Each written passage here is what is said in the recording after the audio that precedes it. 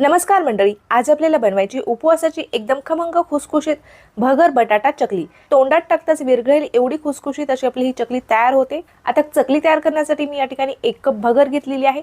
2 ते 3 पाण्याने मी भगर छान स्वच्छ अशी धुवून घेतलेली आहे। यामध्ये आपल्याला पाणी घालून घ्यायचं आहे आणि भगर आपल्याला रात्रभर भिजण्यासाठी बाजूला ठेवून द्यायची आहे।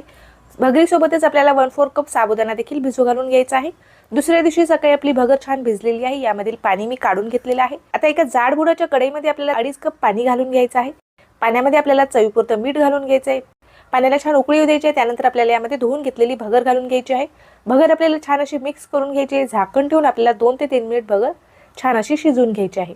भगर आपली छान शिजलेली आहे। मध्ये मी एकदा झाकण उघडून याला मिक्स करून घेतलेलं आहे। भगर आपली छान शिजलेली आहे। चकली तयार करण्यासाठी या ठिकाणी मी 2 बटाटे उकडून घेतलेले, त्यावरील साल काढून घेतलेला आहे। बटाटे आपल्याला किसून घ्यायचे आहेत। किसून घेतलेल्या बटाट्यामध्ये आपल्याला साबुदाणा घालून घ्यायचा आहे। साबुदाणा आपल्याला छान असा मिक्स करून घ्यायचा आहे। यामध्ये आता आपल्याला शिजून घेतलेली भगर घालून घ्यायची आहे। 1 चमचा आपल्याला यामध्ये लाल मिरचीचा ठेचा घालून घ्यायचा आहे। मीठ आपण सुरुवातीलाच टाकलेलं आहे। सर्व साहित्य आपल्याला छान असे मिक्स करून घ्यायचे आहेत।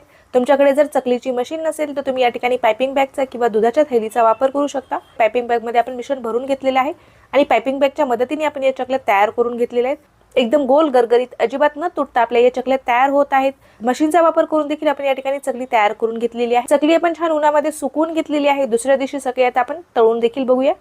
कढईमध्ये तेल गरम करण्यासाठी ठेवलेले आहे। तेल आपल्याला एकदम छान गरम होऊ द्यायचे आहे। त्यानंतरच आपल्याला चकली तळून घ्यायची आहे। तेलामध्ये मी चकली सोडून घेतलेली आहे। बघू शकता आकारापेक्षा डबल फुललेली आहे। अजिबात कडक होणार नाही किंवा दाताला चिटकणार नाही। एकदम खुसखुशीत अशी आपली भगरीची ही चकली या ठिकाणी तयार झालेली आहे।